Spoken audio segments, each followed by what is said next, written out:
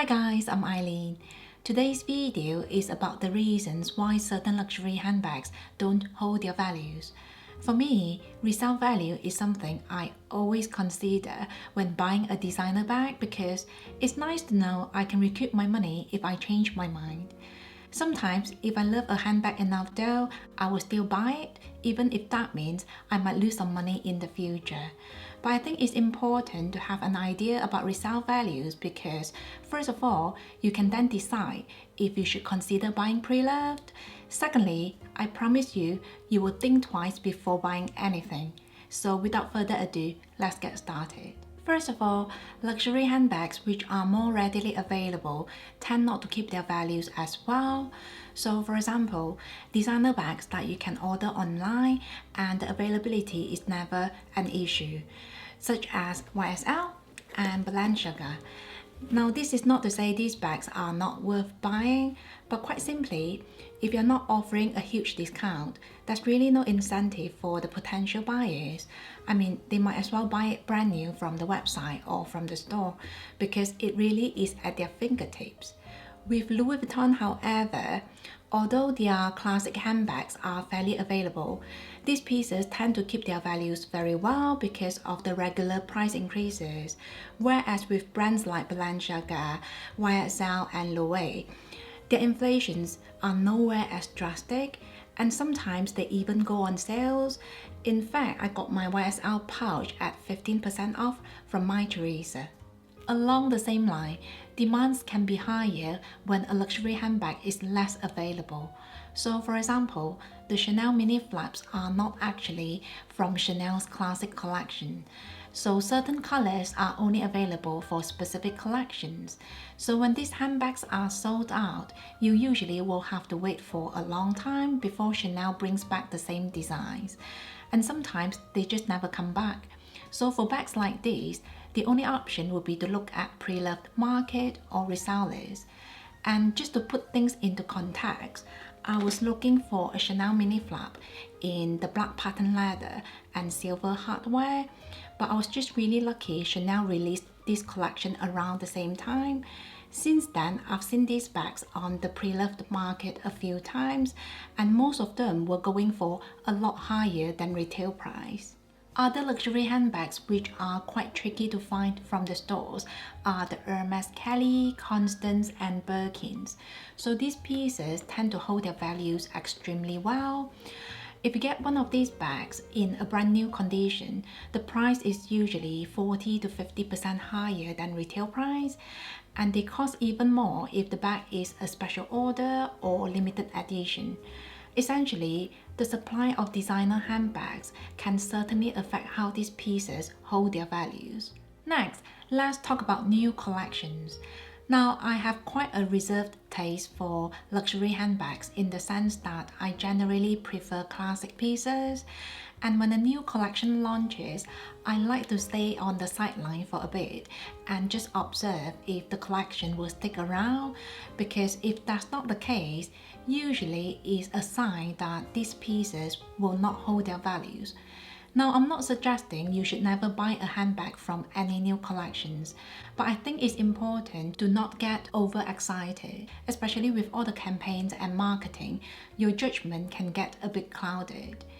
I'm not sure if you remember the Chanel girl bags, which are basically sling bags inspired by their very classic Chanel jackets.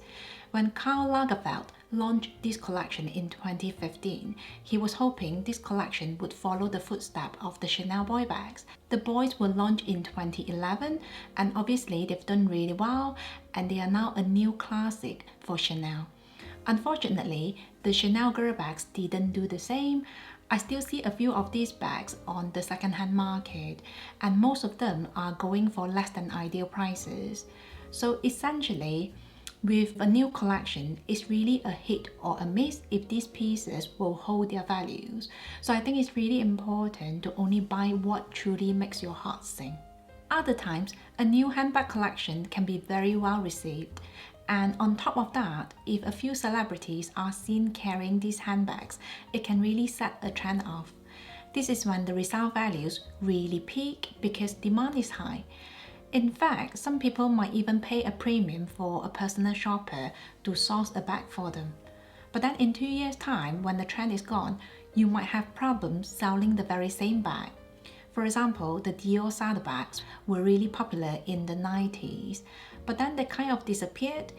In 2018, they made a comeback and suddenly the prices for the vintage pieces went up quite a bit. Then we have the Celine luggage totes. These bags were really trending at one point, so it was a mission to try to get one from the store, but now you can actually order one online. So it just really shows how the trend has shifted and the demand has dropped. In the stock market, usually it's best to buy low and sell high, but I think we do exactly the opposite for luxury handbags. So I think it's really crucial to not follow any trends blindly. On the other hand, sometimes luxury brands discontinue their very popular handbags for no apparent reason. So for example, the Chanel GST tote, the Louis Vuitton Evo clutch, and Totally. In fact, I feel like Louis Vuitton has a habit of launching then discontinuing some of their really good handbags, and it's a bit frustrating. Nevertheless, I think people still love these handbags and they are searching for them. So if you own any of these pieces and they are in a very good condition, you should be able to recoup most of your money. As I mentioned, I do prefer classic handbags, but even with the very classic pieces, there are still a lot of variables that can affect how these pieces hold their values. For example, the material of a handbag is certainly a big factor. If you look at the Louis Vuitton Métis, these handbags are a lot more sought after in the classic and the reverse monogram, whereas a Louis Vuitton Métis in the emprunt leather is not as tricky to find in the store.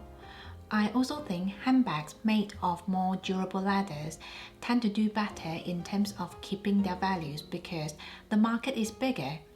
Most of us are more protective with our first few luxury handbags, so durable leathers tend to always be the leathers of choice. I think the general purchasing habit is people are more likely to look at delicate leathers when they already have a selection of handbags.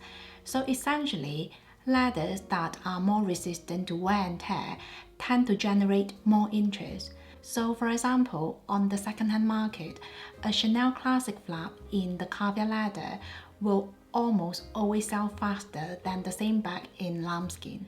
Along the same line with material, I think color is another factor most people consider heavily when buying a designer or luxury handbag.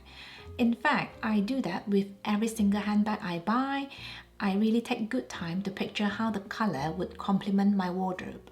It might sound a bit boring and uninteresting, but a handbag in a black or grey color is a lot easier to style than the same bag in a bright orange color. This is not to put down handbags with bright colors, but I think neutral colors tend to do better on the second-hand market because the customer base is bigger, so the demand will be higher. In fact, if you're buying your first luxury handbag, I would suggest to go for a color that will go with absolutely everything because even if you decide not to buy another bag, you've had all bases covered. Next, let's talk about handbag sizes and how this can affect the resale values of your pieces. I think this has a lot to do with the current fashion trend. So for example, the mini bag trend has been really popular in the last 5 to 7 years, and it feels like every luxury handbag now has a mini version. Considering the sizes, I think the price tags for these little bags are really hefty. Currently on the second-hand market, smaller bags are doing better. So for example, the Hermes Birkin 25, the Mini Kelly, and Chanel mini flaps. I think that's why Chanel really took advantage of this trend and increased the prices of their mini flaps so drastically. However, just like any other fashion trend, this might not last. So when and if the trend is gone, the resale values of your mini pieces might then take a downturn. Seeing we cannot control how fashion trends come and go, I think it's really important we choose our handbags based on our lifestyles and not the current trends. There you have it. Those are my thoughts about why certain luxury handbags tend to do better than others in terms of holding their values. Again, this video is not suggesting that you should only restrict your handbag choices to those with good resale values, but I think it's a good reference to use if you want to gauge how much you love a certain handbag before making the purchase. I mean, will you be happy to sell the bag for half the price if it turns out you don't actually enjoy the bag after all? So I guess that's it from me. Thank you so much for watching, and don't forget to share, like and subscribe. I will see you in my next one. Have a nice day.